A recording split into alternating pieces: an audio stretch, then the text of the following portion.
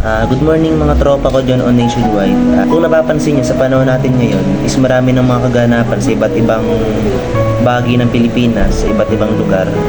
Nagkakaroon ng lindol, ng sunog, sa iba't ibang parte ng Maynila, di ba? Ang nakakalungkot lang doon mga tropa ay yung sunog dun sa Cavite, yung naganap dun sa Cavite dahil marami yung nasawi at nabagsakan ng mga gamit.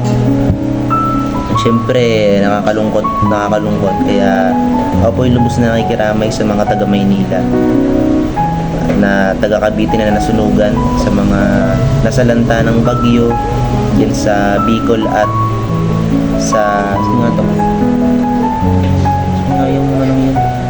Bicol at diyan sa Maynila. Kaya nakakalungkot man isipin pero marami ng sign ang Panginoon sa buhay natin. At kung ikukumpara natin sa mga kaganapan natin dito sa Pilipinas at sa buong mundo, ay dito natin makikita na marami ng pahiwatig ang Panginoon sa buhay natin. Sa mga nararanasan natin ngayon, tulad nung sa politika, yan, isama na natin yan, dami-dami na. Sa politika, marami na ang nagkakagulo. Kung napapansin nyo, tagilid na ilagay natin. Nagkakaroon na ng tagilid na sistema na nagaganap sa loob ng politika o sa lipunan. Dito sa loob ng ating bansa ay talagang masasabi natin na hindi na maayos sa pamamalakad ng ating batas. Diba?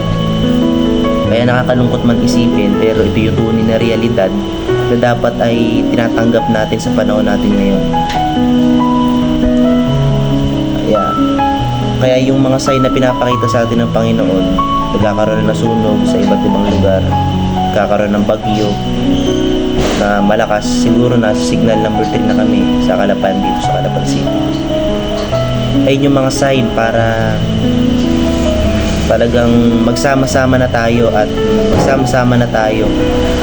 para makinig sa Kanya at tayo ay tanggapin na natin si Lord sa buhay niya dahil matagal nang kumakatok ang Diyos sa puso mo. Ang nais ng Diyos is magkaroon ng magandang komunikasyon sa Kanya. Nandun dapat yung pagtanggap, diba?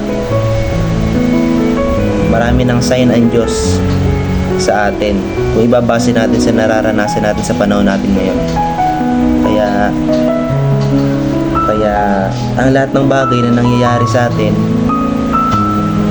o sa mga nasalanta dyan, sabay-sabay po tayong manalangin at idulog po natin sa Diyos yung mga kaganapan o hindi maayos na nangyayari sa politika o sa lipunan na kinatatayuan natin ngayon. Alam ko na mahirap yung sitwasyon nyo dahil nga may bagyo dyan sa inyong lugar, lalo na sa amin.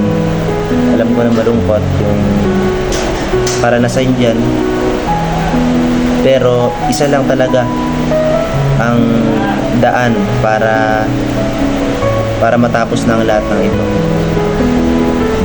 Tayo ay manalangin at sumampalataya sa Kanya.